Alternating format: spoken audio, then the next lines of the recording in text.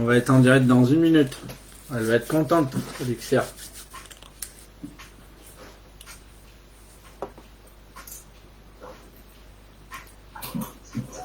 Envoie un message et combien.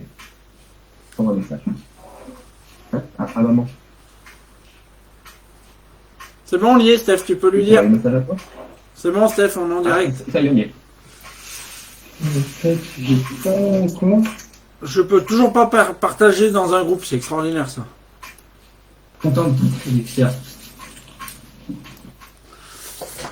Nous est en direct. C'est bon, on y est, Steph, tu peux lui dire. Un message à toi? C'est bon, Steph, on est en direct. Ça y est, on y est.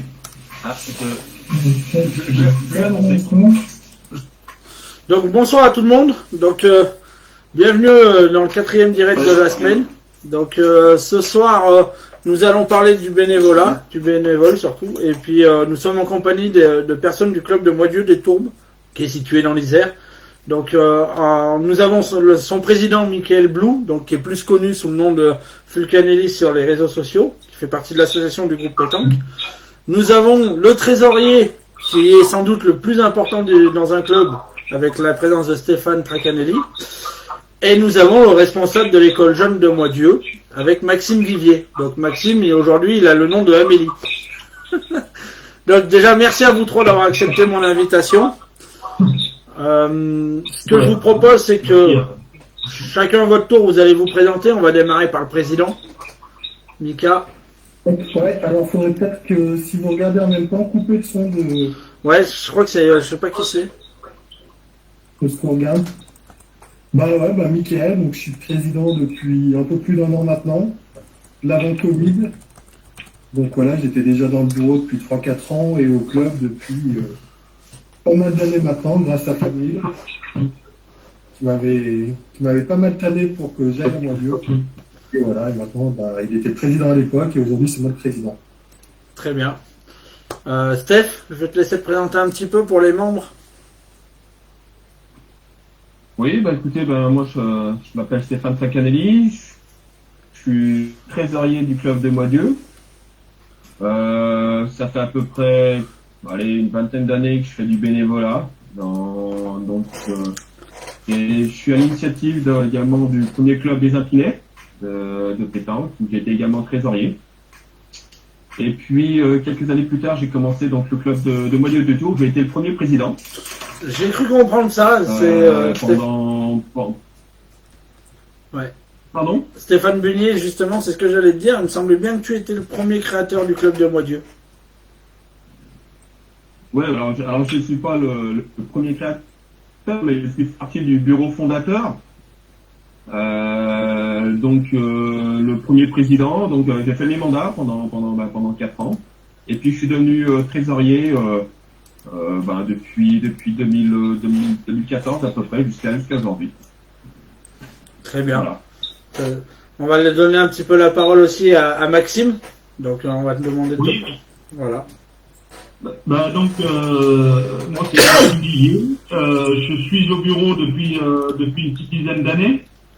Et puis il y a 6-7 ans que je m'occupe des jeunes. Je m'occupe également des licences et voilà, des licenciés. Pour demander les licences. Très bien. Ça fait du boulot, tout ça. Les jeunes, la trésorerie, un club, on va en parler justement. Moi, ce que je vais faire, c'est que je vais vous dire un petit peu les coucous qui sont arrivés. Donc, je pense qu'il y en a pas mal, il y en a beaucoup que vous savez qui sont là. Donc, on a Fabil qui vous passe le bonsoir. Il y a Thierry Farran. Nous avons aussi, on en parlera tout à l'heure, parce que chez vous, les féminines sont très bénévoles. On a Aurélie Tavian qui est là. Il y a Sébastien Bédon qui est là aussi, qui vous passe le bonjour. Il y a une personne que tout le monde connaît aussi sur les réseaux sociaux, c'est Philippe Marc, qui est là, qui vous passe le bonjour. Qui dit d'ailleurs qu'il vous a côtoyé à la Lyonnaise, au Sport Boule. Nous avons... Oui, exact, oui, tout à fait, oui. Nous avons le plus gros mangeur de chinois, Stéphane Bunier, qui nous a rejoint. Michel Petit, et puis voilà, et j'en passe. Et il y a le Rouquin, votre futur entraîneur des jeunes à Moydieu des Tourbes aussi, qui est là, donc voilà, Fabien. Du coup, ce qu'on va faire, on va parler un petit peu du club de Moydieu, pas dans l'intégralité, parce qu'on a déjà fait une interview dessus, et d'ailleurs on va le passer demain.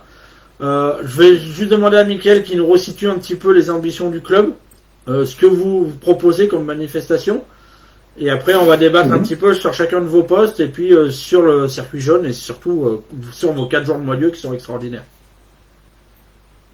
Et là, après, les ambitions, c'est déjà continuer à permettre aux membres de prendre du plaisir à jouer.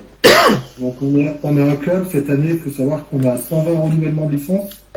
L'année dernière, on était 135, donc on est à 90% de renouvellement de licence. C'est quand même assez énorme avec la moyenne nationale qui est autour de 60. Donc on voit que les gens, ils ont pris leur licence sans savoir s'ils pourront jouer. Donc ça, faut quand même féliciter tout le monde. Bien sûr. Surtout que la permanence, on a été obligé de la faire dehors juste avant Noël. Donc voilà, c'était tout un sport parce qu'on n'avait pas accès aux salles. On l'a appris le vendredi pour la permanence qui avait lieu de samedi. Donc voilà. Et après, les ambitions, nous, on a un club principalement basé sur le championnat des clubs. Dans le club, sur les 120 licenciés, on va dire qu'il y en a 100 qui font les championnats des clubs. Donc voilà, les gens, ce qu'ils veulent, c'est avant tout la convivialité que représente ce championnat. En senior, on a l'équipe 1 qui est en CRCE première division. Donc c'est moi le capitaine et il y a Stéphane qui est en tant que joueur. Alors on a d'autres équipes qui sont au niveau départemental. Féminines, elles sont montées en élite départementale, pareil en vétéran. Et voilà. Donc nous, principalement, c'est le championnat des clubs. Ça n'empêche pas que dans les championnats, on a les champions d'Isère doublette en titre. Avec Nico Tavian et Cédric Guironnet. Et la Coupe de France aussi, où on avait fait une belle épopée. Donc bon, je pense que renouveler ce genre de performance, ça ne sera pas pour tout de suite, mais pourquoi pas dans quelques années. Oui, ça, je suis pas inquiet là-dessus parce qu'il y a du talent. Et puis, comme tu le dis, vous êtes une super équipe de copains. Donc, sur les résultats, ça sert d'être amis et d'avoir un club avec une super ambiance. Très bien. Du coup, ce qu'on va faire, on va démarrer par Maxime, et on finira par toi, Mika. D'habitude, on démarre toujours par un président, mais aujourd'hui, exceptionnellement, on va partir à l'envers. On va donner un petit peu la parole à Maxime, qui s'occupe des jeunes, qui est le cœur du projet du groupe Pétanque. Maxime, je vais te laisser un petit peu expliquer le fonctionnement de votre école, combien vous avez de jeunes à l'école à Moitié, quelles sont un petit peu les ambitions. En plus, on parlera aussi du National Jeune que vous avez créé cette année avec le club et Décathlon et puis tous ceux qui ont entouré à Moitié. Je vais te laisser parler un petit peu de ça. Oui, donc il y a 6-7 ans à Moitié, il y avait en gros 5 à 7 jeunes. Voilà, il y avait 5-7 jeunes. Et petit à petit, donc on est à 30 aujourd'hui. Donc ça fait 2 ans qu'on a une trentaine de jeunes. Donc c'est quand même pas mal. Donc ils sont venus par rapport, moi Dieu commence à se connaître un petit peu, l'école de pétanque. Et puis il y a lors de nos 4 jours, on organise un concours jeune, ce qui fait que ça a amené je pense que ça a amené des jeunes aussi. Notre concours un adulte, un enfant, donc ça qui a bien marché. On va le rappeler, cette année, je crois que vous avez eu 60 équipes. 60 équipes l'année passée. Oui, donc il y a pas mal de jeunes qui viennent grâce à ça aussi. Sinon, oui, vas-y. Vas-y. Non, justement, je t'écoute. Non. Donc le fonctionnement, actuellement, on a quand même 11 personnes qui ont le diplôme au moins initiateur, c'est quand même pas mal. On a du monde, on a un joli groupe pour s'occuper des jeunes. Hein. Donc c'est ce qu'il faut pour 30 gamins quand même. Il y a dont Stéphane qui coach de temps en temps, Mika qui m'aide beaucoup là-dessus, hein. Plus d'autres, hein, mais bon, je vais pas citer tous les noms. Et puis voilà. Hein. On peut citer quand même Ben qui est notre BF1. Ben, voilà, BF1. Ludo. Ah non, moi je fais rien. Je suis pas encore à Moitié. Aurélie qui m'aide beaucoup aussi. Voilà, enfin, je suis bien entouré. Ouais. Et justement, on va parler. Je vais approfondir un petit peu avec toi sur l'école des jeunes parce que les gens ils se rendent pas compte le travail que c'est que d'encadrer et puis de faire simplement déjà. On va partir à la base sur les entraînements. C'est des heures de travail pour pouvoir mettre en place parce que il faut venir à l'avance pour organiser. Après, il faut ranger. Il faut les travailler avant les entraînements pour savoir ce qu'on va leur faire. Tu peux nous parler un petit peu de tout ce boulot? Parce que je pense que il y a vraiment beaucoup de boulot. Les gens ne se rendent pas compte. Oui, on vient toujours en avance pour préparer les ateliers. Avec Nick, on discute de ce que l'on va faire, ce que l'on va mettre en place. Et puis donc la mise en place. mise en place. Après, il faut du monde pour s'occuper des ateliers, Bien sûr. de chaque atelier. 25 gamins, on fait au moins 4-5 groupes, un groupe à chaque entraînement. Donc il faut quand même du monde. Et puis après, il y a le jour des compétitions à organiser le départ, voilà, pour le repas de midi, tout ça. Souvent, on prend des pique-niques. Donc ça, justement, c'est convivial lors des compétitions. On prend des pique-niques en commun, c'est vraiment des moments conviviaux. On a la chance que les parents suivent beaucoup. Les parents suivent beaucoup aussi, on a la chance. Il me semble avoir vu ça, ouais. Il y a tous les parents qui sont présents. On a aussi Michel Genot qui nous aide pas mal.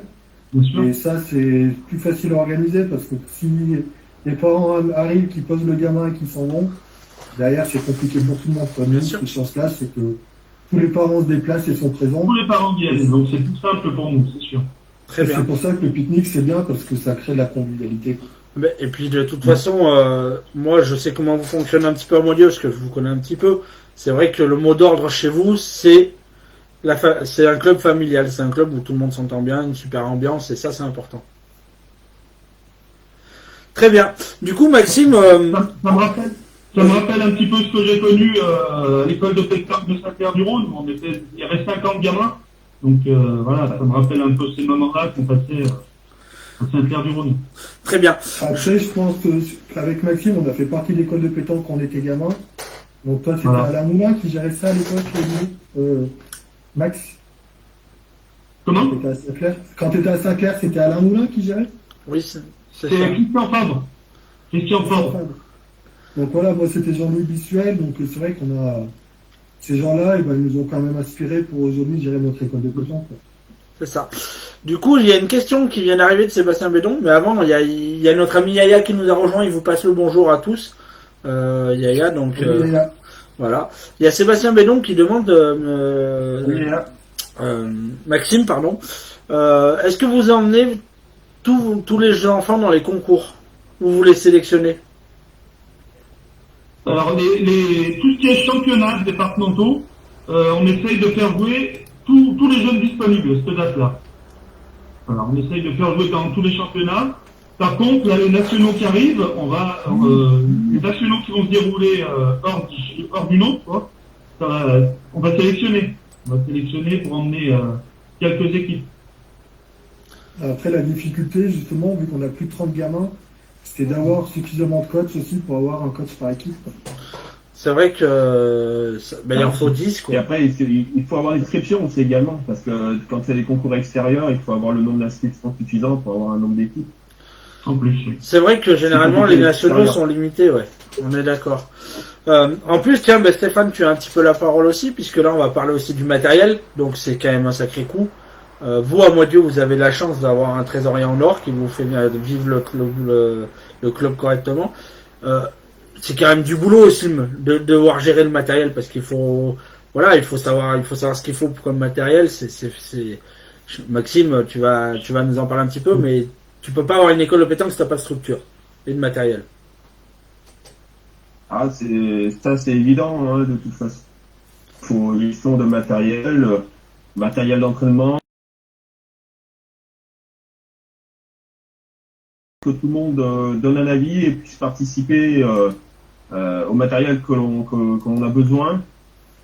Et puis donc le bureau qui gère le club n'est pas réticent, on va dire, à investir dans le matériel. Ça c'est important à savoir parce qu'une école de pétanque sans derrière avoir un bureau qui donne de l'aide et des finances disponibles pour une école de pétanque, l'école de pétanque ne peut pas vivre. Tout à fait. Ne serait-ce que sur le matériel, que sur des aides pour les déplacements, enfin voilà, toutes ces choses-là, le club n'hésite pas en fait. Voilà, le bureau on n'est pas regardant sur les petits euros de dépenses à droite et à gauche. Bien sûr, mais c'est important ce que tu dis, Stéphane, là, parce que... Et tout le monde, en fait, va dans ce sens-là. Donc ça, c'est important à savoir.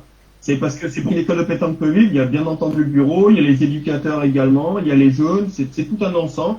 Il faut arriver à trouver un équilibre dans tout ça.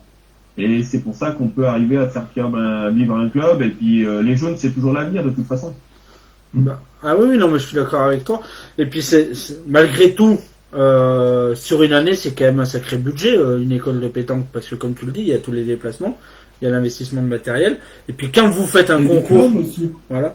Et Et les puis diplômes, hein, parce qu'aujourd'hui, les diplômes, tu passes l'initiateur, si tu passes des initiateurs, c'est 500 balles qu'il faut sortir, sachant qu'il faut passer le PSC1, le diplôme de premier secours. Alors en Isère, le comité participe à hauteur de 50 € par diplôme, mais c'est vrai que c'est rien qu'en diplôme, faut compter 1000 balles dans l'année en investissement, quoi. c'est Donc ça. c'est un choix fort, et il n'y a pas tous les clubs qui peuvent se permettre de faire un choix comme ça, hein. On est tout Il y en à a qui fait. vont préférer investir dans les tenues et ça se comprend. L'école de pétanque, quand on avait que 4 mains, bon, on avait qu'un petit peu de matériel, mais les investissements n'étaient pas conséquents. Par contre, non, le fait qu'on ait grandi avec 30 jeunes, des éducateurs, donc des diplômes, forcément, le budget a augmenté. Et on a la chance d'avoir des personnes qui nous coûtent des sponsors pour pouvoir, on va dire, financer tout ça. Et puis on a, après on va en parler certainement un peu plus tard, mais on a une compétition au mois d'août qui nous permet de financer tout ce qui est les écoles de pétanque et tout ça. Très bien. D'ailleurs, en plus, on le sait, quand on organise un concours jeune, généralement on gagne pas d'argent sur un concours jeune. Donc c'est pas, on fait les concours jeunes pour que les jeunes puissent jouer, mais c'est pas cela qui nous rapporte de l'argent au club. Donc c'est aussi du boulot, du temps pour faire plaisir aux jeunes, et ce qui est tout à fait normal. Après, par contre, vas-y Mika. Juste pour répondre, il y a une question de Philippe Lejeune qui demande si on a des aides. Donc nous, après, il faut savoir que Moisieux, c'est un village où il y a 2000 habitants, où il n'y a pas de boulangerie. Maintenant, il n'y a plus de mairie non plus actuellement parce que l'élection est annulée. Donc au niveau aide, on vit un peu par nous-mêmes. Donc on a la chance d'avoir Norbert Chavrier qui fait beaucoup pour l'école de pétanque depuis le départ à nous aider. Il y a Eric Ruggieri qui participe aussi. On a Christophe Cartana qui nous trouve des sponsors venus de nulle part. Donc merci à eux. Et sinon, au niveau aide, j'ai fait une demande à l'ANS l'année dernière. On a eu une subvention aussi à ce niveau-là pour pouvoir développer notre école de pétanque. Mais comme le disait Stéphane, nous, nos ressources, c'est nos 4 jours qui nous les apportent, hein, et qui nous permettent de financer toute notre saison.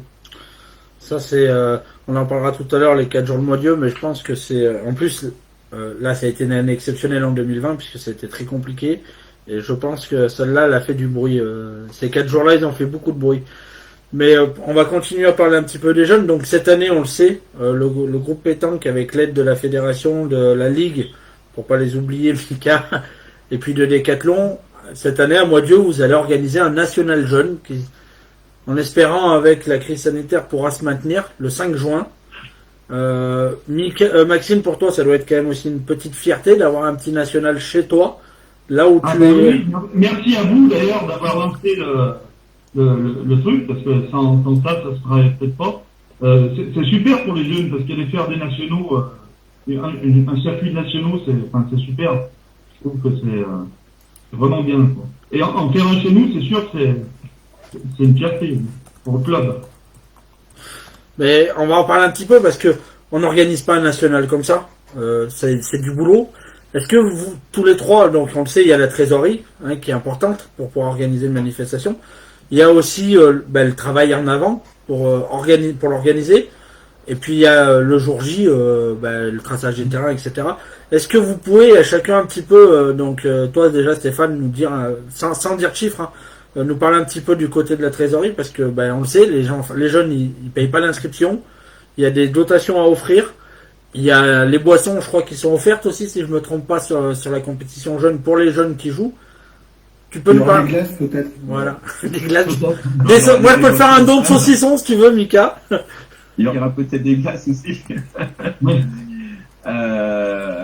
Après, pour cette première année, donc le national est financé par la fédération, et puis le sponsor général on va dire du parcours de tous ces Là, nationaux. Décathlon, quoi. Après,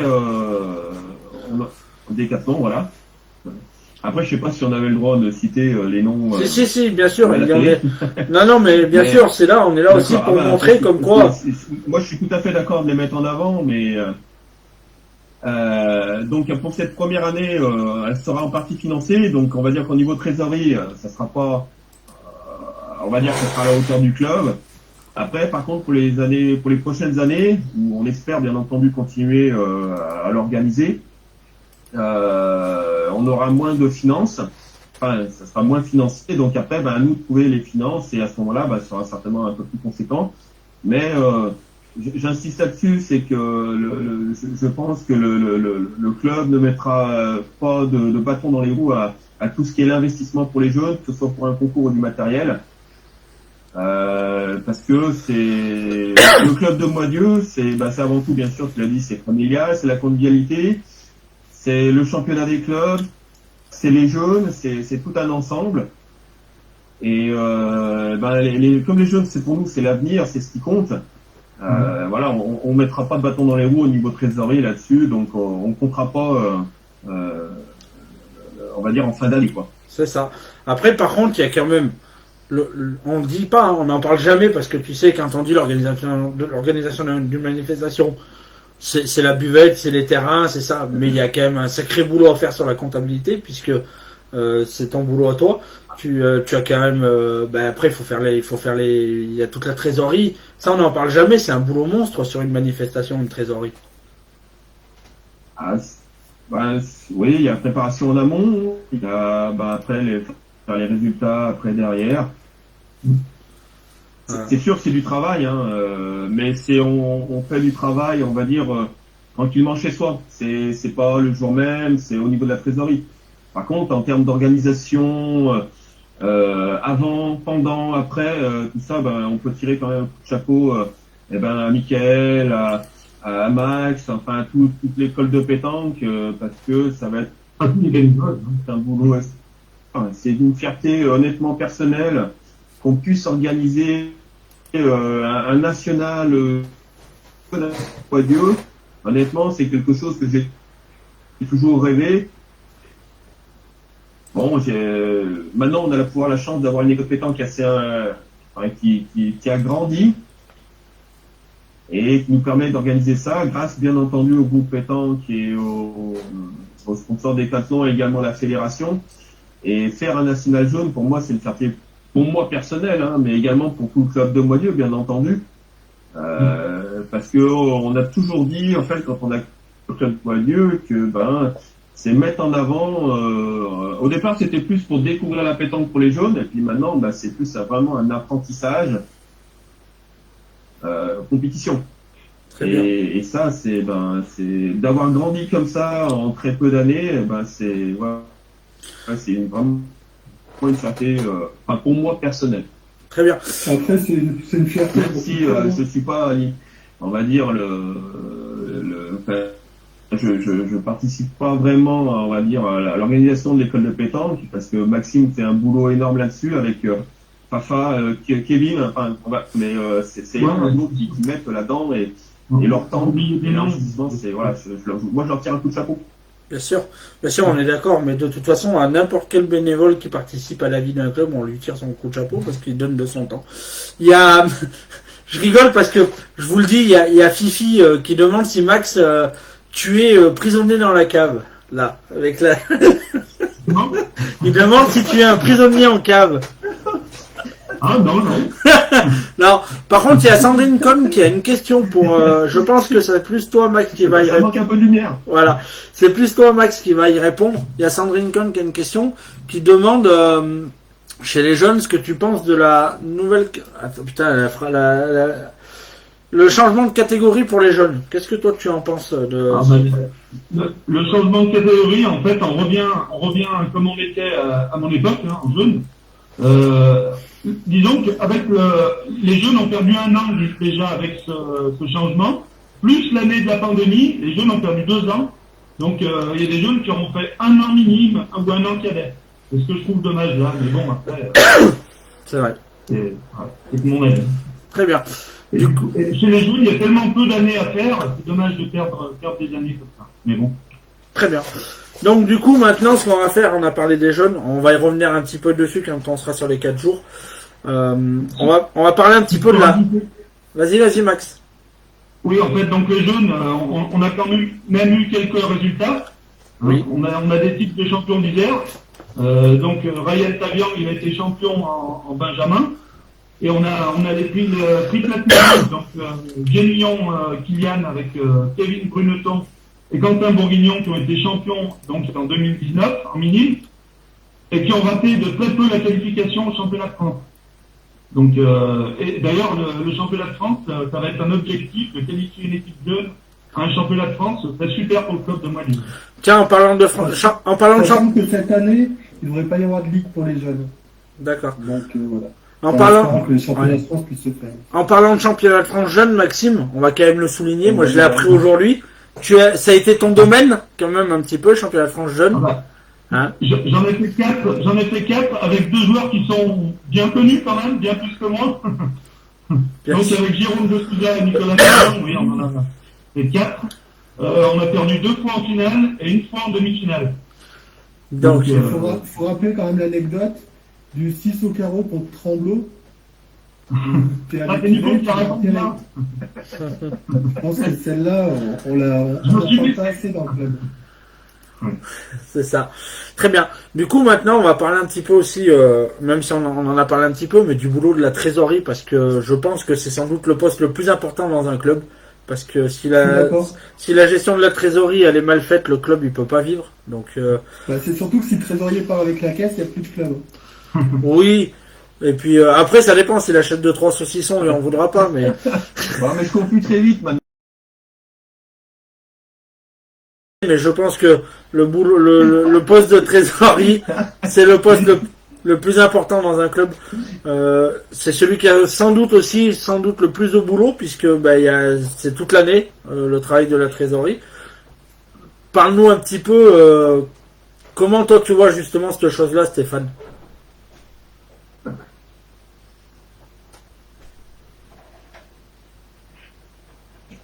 Après, évidemment que la tri, c'est du temps, forcément. Hein, après, en plus, nous, on a des sociétaires qui sont toute l'année.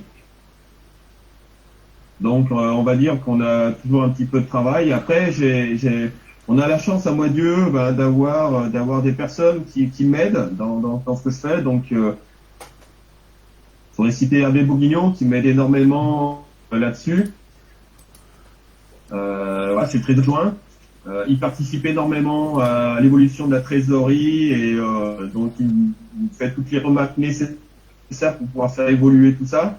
On peut peut-être le citer, c'est qui ton trésorier adjoint? Il faut savoir que quand même à l'année, on a un chiffre entre recettes et dépenses qui tourne autour de je crois que c'est 60-70 000 euros à l'année. Donc, c'est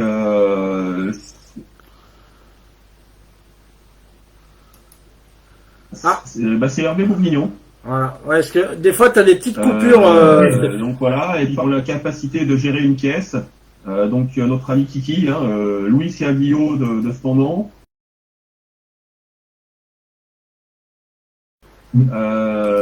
Voilà, donc il y a pas mal de personnes qui m'aident également, et c'est l'avantage en étant de notre club, c'est qu'on n'hésite pas à demander de l'aide. Et moi, ça me soulage un petit peu dans mon travail.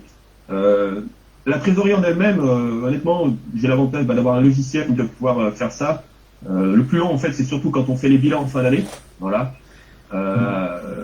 Donc après, c'est surtout moi en fin d'année, quand je fais mes bilans, où là, j'ai vraiment un très gros travail, on va dire, pour l'Assemblée Générale. Après, le reste de l'année, je le fais quotidiennement, donc ça me prend un petit peu de temps. Alors pour ma femme, beaucoup trop de temps, bien entendu, donc je la remercie énormément de sa patience là-dessus, parce que j'y passe pas mal de temps. Voilà, enfin moi c'est un plaisir, donc déjà à la base, comme c'est un plaisir, le temps on compte moins. Voilà, donc je le vois différemment en fait. Très bien. Après, ce qu'il faut savoir, comme c'est Philippe Marquez qui a fait la remarque, on est 9 dans le bureau, plus 3 parce qu'on a 3 personnes pour le bureau élargi, donc une personne pour les vétérans, une personne pour les féminines et une personne pour les jeunes. Mais sur les 9 personnes du bureau, on a 2 retraités et tout le reste, on est tous dans la vie active. Donc si on ne répartit pas les tâches correctement et si chacun participe pas un peu, on ne peut pas s'en sortir. Non, mais je suis tout à fait d'accord avec toi et puis c'est ça c'est ça qu'on veut faire comprendre aux gens, c'est que on a le droit aussi de nous-mêmes d'aller voir les gens, de proposer notre aide pour justement soulager un petit peu tout le monde, parce que si on donne tout à la même personne, à un moment donné, quand il arrête, il n'y a plus rien et puis du coup il n'y a plus de société. Donc c'est vrai que vous avez raison, il faut savoir s'entourer. C'est tout à fait ça. On a beaucoup de personnes qui, chez nous, sont très volontaires. On a Bubu, par exemple, qui l'année dernière a fait la buvette toute l'année. Voilà, il y Bien sûr. a Bubu, alors chez nous, il y a on va citer les noms, à proposer leur aide, et puis il y a toutes les personnes également à qui sont prêtes à aider, il faut juste simplement leur demander. Et en fait, le boulot d'un bureau, c'est de pas hésiter à demander de l'aide en fait à toutes les personnes qui peuvent le faire, parce que le travail de bénévole, c'est quelque chose qui prend beaucoup de temps, et quand on peut se faire aider par beaucoup de personnes, ça peut être important, et dans la durée, c'est bien parce que ça évite que les gens se lassent sur le travail de bénévole. C'est ça, tout à fait, tout à fait. Donc, comme tu l'as dit, en plus, vous, au niveau de la trésorerie, tu l'as dit, vous avez des chiffres assez impressionnants pour un club de pétanque, en sachant que c'est pas un club professionnel, hein, vous êtes un club. Après, il faut bien préciser on est loin de ça. 70 000 euros, c'est pas le bénéfice. Hein. Oui, oui. Ah oui. Non, c'est ce qu'il a dit, Stéphane. Il a pas dit que c'était le bénéfice. Oui. Il a dit que c'était. Alors, Voilà. Non.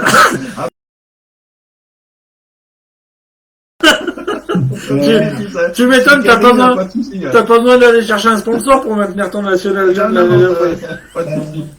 Non, mais en plus, vous êtes nombreux licenciés, donc déjà la trésorerie part déjà en début d'année avec le renouvellement de licence, c'est beaucoup de boulot aussi, puisque après, bien sûr, à Modio, vous êtes carré, donc ça c'est plus facile, mais après tu as les manifestations, tu as les prévisionnels à faire. Tout ça, tu vois, les gens, ça, ils le savent pas. Et les prévisionnels, c'est ce qui prend le plus de temps, je pense aussi. Ah oui, ouais, évidemment, c'est sûr que quand on le voit comme ça, mais alors, honnêtement, je me suis créé un petit logiciel sous Excel qui me fait quasiment tout en fait. Donc j'ai plus qu'à rentrer les chiffres en face. Et honnêtement, c'est une passion en fait, si vous voulez. Donc je compte pas mon temps là-dessus quoi. Mais par contre, après, c'est vrai que je reconnais honnêtement que sur plusieurs années, ça prend du temps à la mise en place de tout ça. Donc j'insiste là-dessus. C'est étant donné que moi, c'est un plaisir de le faire, forcément, il y a moins de contraintes, obligatoirement. De toute façon, le bénévolat, il faut le faire si on a envie de le faire. Si on n'a pas envie de le faire, ça sert à rien. Tout à fait, c'est un plaisir. Si c'est une contrainte, ça devient plus du bénévolat. Et après, on n'a plus envie. C'est pour ça que les personnes souvent abandonnent, parce que ça devient des contraintes et que c'est trop difficile à gérer. Très bien. Super. Mika, on va parler un petit peu de ton rôle aussi, parce que les gens ils disent un président, il délègue, il laisse faire les choses. Non, c'est pas ça du tout le rôle de président. Il est pas là, c'est pas lui non plus qui dit ça marche comme ça, comme ça, comme ça. Explique-nous justement un petit peu le rôle d'un bon président de pétanque. Après, je pense qu'il y a plusieurs écoles. Hein. Je dirais qu'il y a l'école à l'ancienne où le président, il centralise tout. Il fait beaucoup de choses. Après, le risque, c'est que justement, il fait tellement de choses que le jour où il a besoin de quelqu'un, il n'aura personne pour l'aider. Et ça va souvent le décourager. Moi, de toute façon, comme je disais, quand j'ai pris la présidence, j'ai bien expliqué qu'avec le boulot et tout, c'était pas possible d'avoir un fonctionnement comme ça. Qu'il fallait que chacun participe. Et on a la chance que, comme le disait Steph, c'est que tu prends les gens, ils font les choses avec plaisir. Quoi. Tu leur demandes est-ce que tu peux faire ça, ou même tu n'as même pas besoin de le demander, ils le disent avant. Quoi. Donc moi, après mon rôle, pour tout ce qui est décision, il y a beaucoup d'administratifs. Parce que là, on a vécu une année où on n'a pas joué, mais en un an, j'ai fait autant d'administratifs que toute ma vie auparavant. Quoi. On a la chance d'avoir un comité qui communique beaucoup. Donc, on peut recevoir jusqu'à 10, 15 mails en 10 jours. Donc ben voilà, il y a beaucoup d'administratifs. Il y avait le changement de mairie, donc faut faire du relationnel avec la mairie aussi. Donc voilà, et puis moi je considère plus mon rôle aussi comme un lanceur d'idées. Et après on en discute et on prend les décisions tous ensemble. Moi je pense que ce qui est important en tant que président, c'est investir tout le monde, que ce soit au bureau ou même hors bureau, les écouter, être à l'écoute, prendre des idées, lancer des idées, synthétiser tout ça et essayer de sortir la meilleure chose possible. Très bien. Tu as raison. Voilà. En plus, C'est sûr que beaucoup de monde à Moitié fait du boulot, mais Stéphane et Mika, je pense qu'ils en font énormément et ils font le gros du boulot un peu.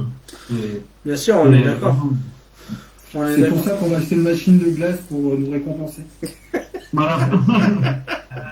Après, on a peut-être des postes, on va dire, du moins 30 ans, mais en fait, tout ça ne pourrait pas exister si derrière on n'était pas épaulé C'est ce que j'ai dit, il y a beaucoup de monde qui fait du boulot. avec des personnes compétentes. Voilà. Parce que à deux personnes, on peut pas gérer Ah non, tu peux 120 pas. licenciés, avec 15 équipes de clubs, enfin voilà, et j'en passe, plus une trentaine de sociétaires par an. On peut pas gérer tout ça national les 4 jours sans avoir des personnes pour nous épauler derrière. C'est pas C'est possible. pour ça que j'ai dit que Après, bien sûr, heureusement il faut des personnes, bien sûr, et bien entendu qu'il faut des personnes qui soient en tête d'affiche, mais voilà, c'est pas les seules personnes à mettre en avant. Il faut mettre toutes les personnes qui nous aident, tout ça en avant. Et tu as raison, Max. Voilà, c'est tout le monde participe et tout le monde participe. et donne de leur temps pour le club. Et ça, je trouve ça énorme. Voilà. Après, je vois honnêtement la place de Mickaël qu'il a pris au moment où il a pris la présidence en période de pandémie. Je pense que il se souviendra très longtemps de son premier mandat. Donc il a vécu bien sûr une crise sanitaire. Il a vécu également une mairie où il va y avoir des réélections. Voilà, donc je pense que en termes de première année, on va dire que ça va être compliqué. Mais les prochaines années vont être vraiment très simples. Ouais. Ah, mais là, je pense que... Moi, je vous dis, heureusement qu'il habite pas à Moitié, ça serait le maire de la ville. Heureusement qu'il habite pas à Moitié, il aurait été le maire du village. Et il a fait le record des 4 jours. C'est ça. Oui, exactement. Ouais. Il a fait le record des 4 jours. Donc, J'ai Mika, une chose à rajouter, vas-y. c'est qu'il faut aussi être exemplaire. Quoi. Voilà. Moi, voilà, après, quand tu demandes un coup de main aux gens, faut que tu montres l'exemple, toi, comme on parle des 4 jours. Quand le samedi, on a vu qu'il faisait chaud, qu'on a dit, on va amener des bouteilles d'eau sur les terrains, et tu prends une glacière, tu y vas. Quoi. Et quand les gens, ils te voient le faire, ils font les choses de même après. Quoi. Donc après, voilà, je pense qu'au sein du bureau, dès qu'il y a besoin de donner un coup de main ou de faire quelque chose, on est toujours tous présents. Et du coup, quand tu montres l'exemple, les gens ils te suivent. Hein. C'est ça, tout à fait. On va parler aussi d'un poste, bien sûr, avec Ripala ce soir, qui est très important dans un bureau, c'est le secrétariat. Il y a beaucoup de boulot. Je veux pas dire de bêtises, hein. Il me semble que c'est Mélanie qui est secrétaire. Donc c'est Mélina. Mélina, putain, je l'appelle tout le temps Mélanie, elle va m'engueuler encore. Ouais, mais on peut l'appeler Mélanie, ça va lui faire plaisir. Après, le boulot de secrétaire, il y a aussi Hervé qui fait beaucoup. Parce que c'est lui qui gère toutes les bases de données pour les licenciés et tout. Les permanences des licences, c'est Maxime qui gère. On a Juju Ramon aussi qui donne un gros coup de main là-dessus. Oui. Avec famille et tout. Donc voilà, après, les tâches sont bien réparties. Et c'est un peu ce qui fait la force du truc, c'est que c'est collectivement qu'on fait les choses. Très bien. On a perdu Maxime, je sais pas où il a dû aller dans la cave. Il va revenir, Maxime.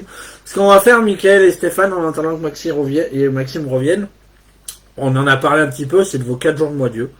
Ça a fait beaucoup de bruit parce que ça a été un week-end extraordinaire, mais surtout sur l'organisation.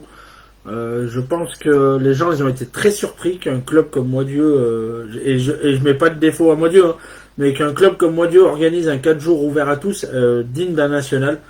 Parlez-nous un petit peu, parce qu'en plus c'était très compliqué avec l'année 2020.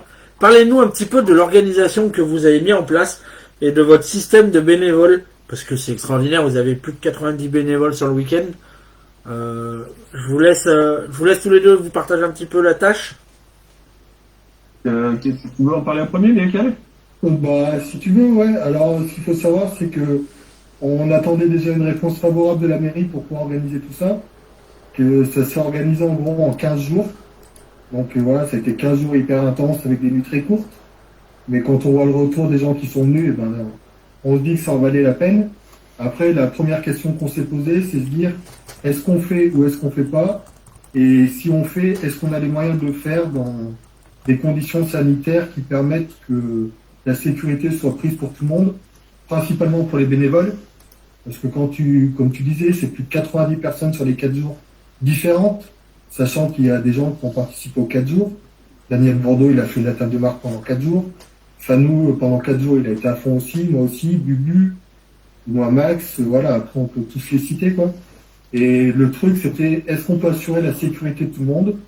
Donc là, bah, quand tu penses sécurité, tu te poses la question de buvette, comment t'évites les rassemblements? Donc là, il vient l'idée du drive. Alors du coup, on a dit, bah, l'idée, c'est de mettre des drives. On a vu qu'on pouvait avoir des manches debout en nombre important, donc on a dit, bah, on fait un drive avec des manches debout plus loin. Après, la question qui se pose, c'est de dire, bah, comment les gens vont transporter les boissons? Donc là, tu te renseignes, tu vois qu'il existe des packs pour porter les boissons, des plateaux, tu mets tout ça en place. Et voilà, et après, ben, faut trouver les gens. Donc j'ai une petite feuille, hein, avec Fanny, on a une petite feuille. On a 2 équipes par jour, sauf le vendredi soir où il n'y a qu'une seule équipe. 2 équipes par jour qui donnent le relais de 9-10 personnes pour les buvettes. Et on va voir les gens, on leur demande de s'inscrire, et tout le monde s'inscrit. Et c'est comme ça que ça avance, quoi. Tout à Et il y fait. a aussi les gardiens de la nuit, comme le dit Peggy. Donc on a la famille Amor Savignon qui est restée sur place pour dormir, pour éviter qu'il y ait des gens qui viennent voler aussi. Donc voilà, c'est ça, toi, tout le monde le fait, sans se poser de questions. Quand tu vas les voir, ils disent, bah, qu'est-ce que je peux faire? Tu leur dis, et les gens font de même. Voilà. La force du club, elle est là, c'est ce collectif. Très bien. Du coup, on va parler aussi parce que il y a le travail effectué avec le traçage des terrains, avec les buvettes, etc. Mais ça se prépare pas en une semaine, les 4 jours de mois Dieu. Combien de temps avant vous commencez à préparer justement votre événement? Alors, sur une année normale ou sur cette année? Sur les années en général, parce que Sur une année normale, bon, on va commencer, on commence en début d'année, mais faut savoir que dans l'ombre, on a déjà commencé dès la fin des 4 jours, on commence déjà à préparer un petit peu celle de l'année d'après. Sauf que cette année, bah, on a tout préparé en un mois. On avait anticipé un petit peu sur la location du matériel, mais ouais, toute la préparation s'est faite en un mois. Parce que la décision, elle s'est prise un mois avant, quoi, au vu de l'évolution des restrictions et de la crise sanitaire. Mais je peux vous dire que les barrières, on a mis énormément de temps à trouver les dispositions, hein, parce qu'on les a mis dans tous les sens possibles pour trouver les bonnes dispositions, pour que les gens puissent avoir un drive digne de ce nom.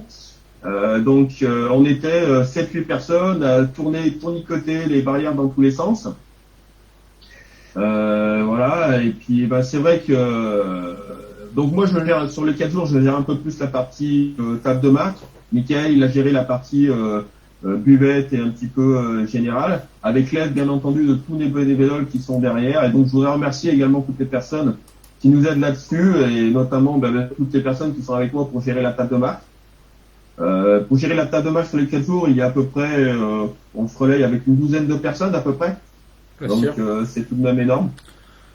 Voilà, et puis pour que le concours se passe bien, au départ il suffisait d'une seule personne pour gérer un concours. Maintenant on est 3, parce que nous avons à peu près 3 concours par jour, avec les féminines qu'on a rajoutées, les jeunes, tout ça, donc ça fait beaucoup de monde. Voilà, remercier également bien entendu les gardiens de nuit, hein, qui sont sur place. Voilà, et c'est assez épuisant tout le week-end. Voilà, par exemple, moi cette année, donc on commence le mercredi, le jeudi soir, c'est moi qui ai fait le gardien de nuit. Donc on se couche, c'est 4h du matin, on se lève, c'est 9h du matin. Le vendredi soir, je me couche, c'est 4h du matin, debout 9h. Quand on arrive le dimanche soir, le lundi soir, je peux vous assurer qu'on dort pendant 2 jours après. Mais je pense que tout le monde, quand vient le lundi soir, honnêtement, tout le monde est heureux, tout le monde a le sourire parce qu'on a réussi une belle édition et que tout le monde se couche avec le sourire et la fatigue, avec une très bonne fatigue, quoi.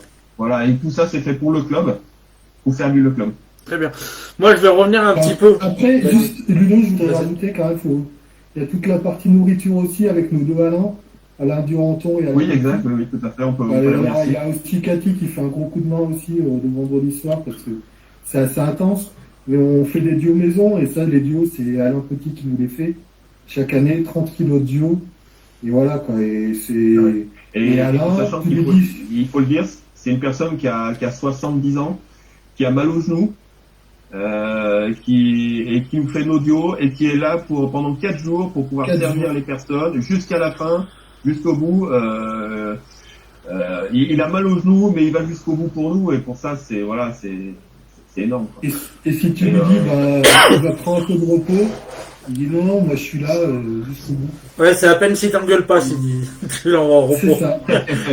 Très bien. C'est vrai que la restauration, c'est une partie, on n'en parle pas assez, mais c'est une partie énorme aussi, quoi. Bien sûr, bien sûr. On détaillera un petit peu ça. Moi, je vais vous parler en tant que personne qui est venue jouer aux 4 jours de mois Dieu.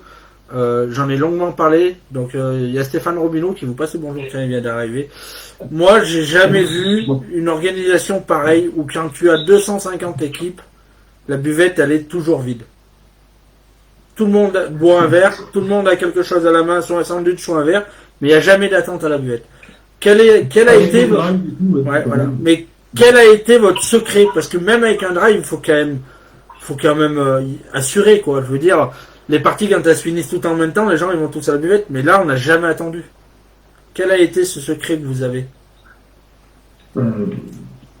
Après, C'est dire, je pense que toutes les personnes en fait qui servent derrière la buvette sont très réactives, voilà, très dynamiques. Donc forcément, l'attente est moins longue pour servir. Quand on sert une tournée, que on le met que 5 minutes au lieu de 10 minutes, et forcément les temps d'attente sont beaucoup moins longs. Donc les gens sont très réactifs, très rapides. On est organisé derrière la buvette, c'est-à-dire il y a des personnes qui servent, il y a des personnes qui préparent.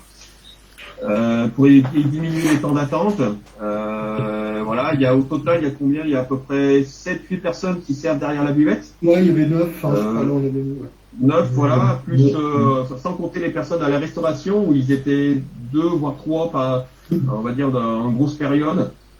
Donc c'est beaucoup de monde qui permettent de limiter les temps d'attente. Bien sûr. Après, on en a discuté, hein. Le fait du drive, où les gens ils prennent leur verre, ils vont se poser plus loin, même si on doit organiser les 4 jours où il n'y a pas la pandémie, je pense que c'est un système qu'on conservera, parce que ça évite les attroupements à la buvette, et parce qu'il y a des gens qui des fois voudraient aller chercher à boire, et qui osent pas, parce qu'il y a un groupe de 5-6 personnes qui commencent tourner sur tourner et qui bloquent la place, et voilà, les gens ils veulent aller boire, ils prennent leur verre, et voilà, et ça va vite, et franchement, le système de drive, c'est la belle réussite avec le monde debout partout autour. C'est à refaire, même s'il n'y a pas de pandémie. Bien sûr. Bien sûr, bien sûr. Moi, je vais vous parler aussi maintenant du côté de table de marque. Et en plus, Stéphane, ça te concerne un petit peu, puisque c'est toi qui t'en occupes. C'est quand même aussi une seule table de marque pour 250 équipes. Je veux dire, t'as pas d'attente. C'est quand même... Comment tu peux expliquer ça alors que tu as des nationaux qui organisent des 256 équipes aux inscriptions, tu as 20-30 minutes d'attente, vous avez qu'une seule table de marque, ça n'existe pas chez vous. Comment tu peux expliquer ça? Après, on a un tout petit peu moins de travail, on va dire, qu'une table de marque nationale parce qu'on ne prend pas les licences. Donc il n'y a pas la vérification des licences là-dessus. Mais après, on a 3 personnes qui sont là, donc chacun a son travail. Et puis on a une personne qui est à l'entrée qui explique un petit peu la préparation, on va dire, des personnes pour dire, voilà, mettez-vous là, il y a ça, il y a ça. Ça permet de fluidifier un petit peu la table de marque et puis de limiter les temps d'inscription. Et pour pouvoir prendre le maximum d'inscriptions en un temps record. Ouais, parce que... alors bien sûr, c'est une organisation, mais on est rodé, quoi. Je veux dire, maintenant, ça fait combien ça fait plus de 10 ans que les 4 jours existent. Voilà. Et après, bien sûr, c'est aussi la réactivité des personnes qui se trouvent derrière la table de bac, voilà, qui font un boulot extraordinaire. Donc, je voudrais remercier bien sûr tous ceux qui participent avec moi à cette réussite au niveau de la table de bac. Bien sûr. Ouais, après, c'est ça aussi, on a des hommes d'expérience. Daniel, Bubu, Eric, Ah Nono. oui, bien sûr, voilà. C'est vrai que je ne cite pas les noms, hein, mais voilà. Et puis en fait, toutes ces personnes qui sont derrière la table de marque, en fait, c'est toutes les personnes qui ont l'expérience des concours, en fait, et qui savent comment ça marche aux inscriptions. Donc ils connaissent, ils savent ce qu'il faut faire, en fait, pour éviter qu'il y ait des temps d'attente, en fait. C'est pas des personnes qui n'ont aucune expérience. Très bien. Donc c'est un avantage également pour nous. Très bien. Et comme il dit Bubu, il y a un avantage aussi, c'est que quand on dit début à 14h, tu arrives à 14h01, tu t'inscris pas. C'est ça. C'est ça. Oui. C'est pour ça que moi je suis venu à 11h le dimanche matin pour être sûr d'être là à l'heure. Alors il y en a une fois, il y en a un qui était venu qui est du club, je le nommerai pas, qui est arrivé très tôt pour être sûr d'être à l'heure et il avait oublié de s'inscrire. C'est ça. Après, il y a un truc que je voudrais quand même qu'on parle parce que on le voit, les gens généralement à la pétanque qui sont pas très respectueux des lieux. Vous, malgré que les gens ils boivent pas à la buvette, qui sont dispatchés de partout sur le site pour boire, c'est quand même relativement propre. Comment... Alors vous avez mis un système en place, il y avait des poubelles un peu de partout, il y avait des tables, il y avait une tente avec des tables, mais vous pouvez nous expliquer un petit peu pourquoi chez vous c'est comme ça? Parce que généralement quand tu fais un concours, tu trouves toujours des canettes, des verres, des machins par terre. Chez vous, ça arrive, hein, il y en a, on peut pas dire qu'il y a le taux zéro. Mais comment ça se fait que ça se passe pas comme ça chez vous? En fait, c'est assez simple. Il faut partir du principe qu'une personne ne fait pas plus de 3 mètres pour jeter son gobelet. Donc il faut avoir une poubelle, un sac poubelle disponible à moins de 3 mètres à peu près partout. Donc, Voilà. Et puis avoir des personnes qui régulièrement passent faire le tour pour nettoyer un peu ce qui a été oublié et puis vider les poubelles également parce que le souci en fait dans beaucoup de concours c'est que je trouve qu'il y a des poubelles souvent mais souvent elles sont pleines et donc les personnes mettent à côté tout simplement et en fait il faut simplement des personnes pour pouvoir vider les poubelles régulièrement tout simplement et nous on a 3, 4, 5 personnes qui régulièrement passent pour vider les poubelles et puis forcément ça s'entasse pas donc ça fait un peu plus propre quoi. c'est ça, du coup, c'est la réussite reste dans l'organisation, dans Tout le à fait. bénévole. Très bien. Mika, je vais te laisser nous Mais parler. c'est Vas-y. c'est aussi avec l'expérience qu'on a un peu des concours que l'on voit, qu'on voit comment ça se passe dans certains concours, que nous, il y a des choses que on a envie de faire différemment, et après, il faut qu'on trouve des solutions pour justement que ça se passe différemment. Et c'est du travail dans les réunions, dans ces choses-là où on discute de tout ça, comment on pourrait améliorer ça, et il y a toujours une remise en question tout le temps, surtout comment faire pour s'améliorer, comment faire évoluer. Voilà, à tout instant. Et après, avec des personnes d'expérience, on arrive à trouver des solutions qui engendrent forcément un petit peu plus de travail, mais pas forcément énormément plus pour avoir une qualité de concours intéressante. C'est ça.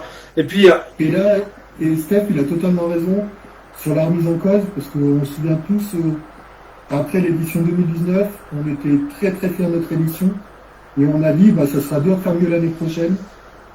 Et quand on voit l'édition qu'on a fait en 2020, qu'on a fini, on a dit, ce sera dur de faire mieux en 2021. Quoi. c'est ça. Oui. Mais je vais quand même retenir aussi une de vos plus grandes qualités que vous avez à Moitié, c'est que vous êtes à l'écoute des gens. Aussi, ça, c'est important. Oui, tout à fait. Chaque personne a son mot à dire. On écoute toutes les idées. Après, on en discute entre nous. Toutes les idées, on peut pas forcément les mettre en application, mais on écoute les personnes qui ont peut-être des idées pour faire évoluer le club. Certaines, on arrive à les mettre en application, d'autres non, parce que c'est une question de temps, c'est une question de bénévoles, où on est un peu limite sur certaines choses. Mais ça n'empêche pas que chacun peut donner son avis. Et après, disons qu'on leur dit pas à chaque fois, non, c'est pas, c'est voilà. D'abord, on étudie l'idée et après on donne une réponse. c'est là-dessus qu'on joue et c'est comme ça qu'on évolue en étant à l'écoute des personnes. Mais ça, c'est important aussi parce que ça montre aussi que vous prenez pas les gens juste pour faire la manifestation. Moi, je parle là de côté bénévole. Que vous les écoutez aussi et que, si vous pouvez faire les choses, parce que c'est vrai que, par exemple, tenir une buvette, c'est facile de dire, tiens, on va faire comme ça, mais il faut être capable d'écouter les gens qui la tiennent et de dire, tiens, ça n'a pas été, il faut qu'on le corrige. Et ça, c'est une qualité que vous avez et c'est un travail en amont, aussi du bénévole. Maintenant, ce que je voudrais, c'est que, Michael, toi, tu vas nous expliquer un petit peu J'ai vu que pour ces 4 jours-là, vous avez une organisation quand même exceptionnelle sur le bénévole. Vous avez un tableau qui est mis en place. Je vais te laisser nous en parler un petit peu parce que ça peut donner des idées à certains clubs pour aussi s'améliorer sur l'organisation sans dire qu'ils sont obligés de faire ce que vous faites vous. Hein. Mais ça peut être une idée. Ouais, en fait, c'est tout simple. Hein. Là, on verra rien, Mika, avec ton fond d'écran. Ouais, non, en fait, on fait un tableau avec tous les jours. Donc, le vendredi soir. Donc, le samedi, on découpe en deux. On fait 2 créneaux horaires. On fait 10h, 18h et 18h jusqu'à la fin du concours. Pareil le dimanche. On met des cases et on va voir les gens en leur demandant où c'est qu'on met ton nom dans la case. Quoi. Donc, il y en a qui vont dire je suis disponible le dimanche. Après, à partir de 10h, donc on fait nettoyage. On mange tous ensemble et après le concours commence. Il y en a qui arrivent un peu plus tard et qui prennent le relais à 18h et ainsi de suite. Et c'est vrai que là, une année comme cette année, on a mis 9 personnes à la buvette. Donc ça veut dire qu'il y avait 9 personnes le vendredi soir, 18 le samedi, 2 x 9, 18 le dimanche, 18 le lundi. Donc voilà, 18 x 3, 54. Ça fait déjà plus de 60 personnes qui tournent rien que pour la buvette sur les 4 jours. Quoi. C'est ça.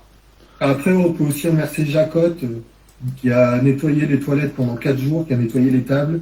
Un travail de l'ombre, voilà. Jacotte, Nana, c'est des gens Bien sûr. qui ont fait un travail de l'ombre et qu'on peut remercier. C'est ça. Et d'ailleurs, tiens, il y a Fabil qui a une très bonne réflexion. Il dit si on met tout en application, ça devient les 20 jours de mois Dieu. Parce que il y a le traçage des terrains, il y a le rangement, et ça, il a raison, c'est un boulot monstre. Hein. Très bien. Est-ce que vous voulez rajouter quelque chose sur les 4 jours de mois Dieu, messieurs? Sauf si vous voulez nous confirmer qu'ils sont maintenus cette année. Donc vous les reproduisez. Est-ce que vous avez la date déjà? Ouais, la date, ça pas du vendredi 30, hein, c'est ça? Le début? Ça attaque le dernier vendredi, enfin le dernier vendredi. Le vendredi 30 juillet jusqu'au lundi 2 août. Très bien. Donc voilà, on vous donne rendez-vous. Voilà. On va aussi quand même le faire. On va féliciter aussi cette année. Il y a eu 2 personnes qui sont venues à vos 4 jours. Donc la première, c'est Monsieur PHP avec Objectif Pétanque Plus qui est venu mettre en valeur votre week-end pétanque. Donc on va en parler un petit peu. Et puis le dimanche, vous avez accueilli aussi Thierry Snell avec son stand et sa femme Nathalie Muricia, qui était là pour animer un petit peu ces 4 jours. Donc si vous voulez leur dire un petit coucou ou quoi que ce soit, n'hésitez pas, vous pouvez aussi parce qu'on est là. Oui.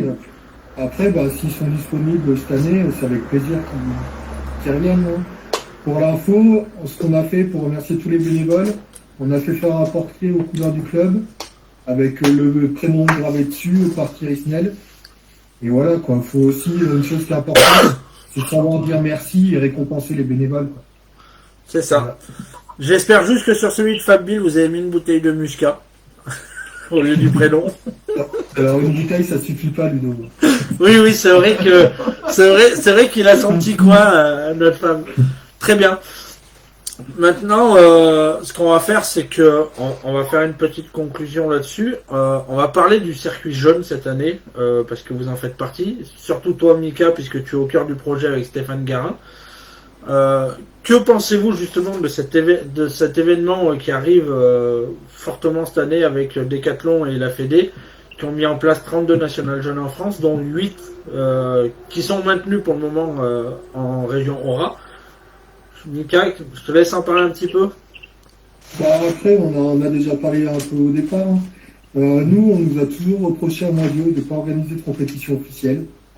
Donc après, on a une philosophie où le loisir a toute sa place. Donc nos 4 jours, on nous pose souvent la question pourquoi vous ne faites pas un régional. Nous, ce qu'on aime, c'est la mixité justement. Et réunir les gens qui ont le loisir avec des gens qui jouent au top niveau. Donc on a vu cette année des Randy Perrol, des Christophe Sario, des Emilien Amiro, on a vu un plateau exceptionnel, Christian Perret, Fabien Loisement, et des gens qui jouent jamais à la pétanque, qui viennent, qui passent leur journée pour 10 balles en mangeant lieu maison, en buvant et tout, et ben à la fin de l'année, ils viennent nous voir en disant qu'est-ce qu'il faut que je fasse pour prendre une licence. Donc je voudrais bien insister là-dessus. C'est que pendant des années, la fédération a fait la chasse au loisir, et je pense justement que faut utiliser le loisir pour les amener à la licence, et le championnat des clubs, c'est la passerelle idéale. Donc voilà, ça c'était mon petit message. Et puis du coup, ta question sur les nationaux, notre objectif, voilà, vu qu'on nous reprochait de ne pas faire une compétition officielle, on a toujours voulu faire un truc pour les jeunes. Donc on avait prévu de faire un concours pour les gamins, un départemental ou un régional, on ne savait pas trop. Après, l'opportunité de créer un national avec l'arrivée de Decathlon, la fédération qui participe aussi avec leur projet de relance, qui font un gros boulot, qui nous ont envoyé des tableaux pour les budgets. Donc il faut aussi remercier la Fédé Bien sûr. d'avoir pris le dossier, parce qu'au départ, ça part du groupe pétanque. Voilà. Après, la fédération a vu que le projet pouvait se faire au niveau national et récupérer un sponsor comme Decathlon au niveau national. Et ben, c'est une belle opportunité pour tout le monde. Donc voilà, donc maintenant, ça a pris de l'ampleur. Et nous, organiser un national jeune à Moitié, un petit village de 2000 habitants où pendant une journée, on aura 500 gamins, et ben voilà, ça, on ne peut pas rêver mieux. C'est une fierté pour tout le club, pour le village, et on espère que ça pourra avoir lieu, parce qu'on sera juste à la limite, à mon avis. Aujourd'hui, on ne sait pas trop comment la situation va évoluer. L'avantage, c'est qu'un national jeune, et ben, si on doit annuler, il n'y a pas de remboursement d'inscription, il y aura juste des mails à envoyer. Donc on espère que ça aura lieu, et que ce soit une belle fête pour les gamins et qu'ils repartent tous avec le sourire. Très bien, très bien. Merci. Toi, du coup, maintenant, je vais vous donner la parole 3-4 minutes à chacun pour si vous avez une dédicace à passer ou remercier les gens qui vous ont suivi ou parler d'un truc qu'on a oublié, parce que voilà, moi je vous le cache pas, j'oublie pas mal de choses, donc voilà, si vous voyez que j'ai oublié quelque chose, je vous donne 3-4 minutes chacun. Maxime, si tu veux dire aux gens, confirme aux gens comme quoi t'es pas dans ta cave, tu peux aussi, parce qu'ils croient tous que t'es dans ta cave. Je suis désolé, t'as coupé tout à l'heure. Sur les 4 jours, c'est sûr que cette année, ça a été exceptionnel, avec très peu de préparation, parce que ça a été préparé en même pas un mois, donc c'était exceptionnel. Voilà, je suis sûr qu'une année comme ça, on espère refaire, mais bon, on refera peut-être plus. Mais bon, ce sera toujours des 4 jours réussis. Sinon, non, rien d'autre à rajouter. Merci à vous pour continuer à faire ce que vous faites, c'est super. Et pour les nationaux aussi, merci encore. Et puis. Bah ouais, on vous fournit du travail, c'est bien. Oui. Non, mais ce que vous faites, les interviews et tout, c'est super. C'est super, continuez. Ouais, mais tu sais, il y a Mika qui est là qui pousse un petit peu derrière, c'est pour ça qu'on s'améliore. Oui. Très bien, merci. Steph, si tu veux rajouter quelque chose à quelqu'un, faire une petite dédicace, on sait qu'il y a pas mal de monde qui sont là ce soir. Ouais, après, j'ai pas de dédicace particulière, voilà. Même pas Alexia? Tirer un coup de chapeau pardon? Même pas. Alicia doit nous écouter certainement. Bon, je l'entends plus, mais elle doit certainement nous écouter. Elle était impatiente que la bientôt vous commande. Alors pour tout le monde, Alicia c'est ma fille qui courait de partout avant que. Ah, on a des petites coupures avec Stéphane.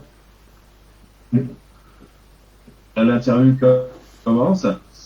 Voilà, dédicace particulière à ma famille voilà, à qui je fais subir on va dire ma passion pour la pétanque et qui me prend beaucoup de temps. Voilà. Après, ce qui est important, c'est de tirer un coup de chapeau à tous les bénévoles qui participent à l'évolution de pétanque. Notamment également le groupe pétanque, en fait, qui permet de faire parler de la pétanque pour tout le monde. Et plus on en parle, et plus les gens s'intéressent à la pétanque. C'est ça qui est important. Donc, faire vos diffusions, les interviews, vivre sur tout le monde. Voilà. Après, qu'est-ce qu'on peut dire de plus? C'est que la nouvelle fédération puisse faire vivre la pétanque et la faire évoluer dans le bon sens. J'espère que, moi j'ai un attachement particulier pour la compétition, le championnat des clubs. Et si un jour ça peut encore évoluer, ben ça serait une bonne chose pour moi. Moi, voilà. Mais sinon, bah écoute, on va conclure là-dessus. Très bien. Et puis remercier toutes les personnes qui nous ont écoutés, qui nous ont suivis, et j'espère qu'ils ont passé un bon moment. Ah bah, tu pourras le voir, hein, il y a des discussions sur le live et il y a pas mal de choses très intéressantes, beaucoup de compliments sur vos 4 jours, etc., sur l'organisation de votre club. Donc tu pourras les lire. Après, faut remercier également toutes les personnes qui viennent, hein, qui sont respectueux et qui font vivre le concours. C'est ça. Michael, le mot du président. Ouais, bah après, comme disait Stéphane, merci à tous les bénévoles et tous les gens qui font vivre le club. Parce que voilà, j'ai tendance à dire que on voit le dynamisme d'un club par l'investissement de ses bénévoles. Si demain, tu n'as plus de bénévoles qui s'investissent, ben, ton club il est déjà quasiment mort, malheureusement.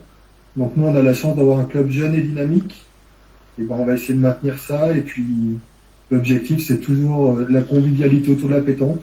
Ça n'empêche pas d'avoir des ambitions sportives aussi.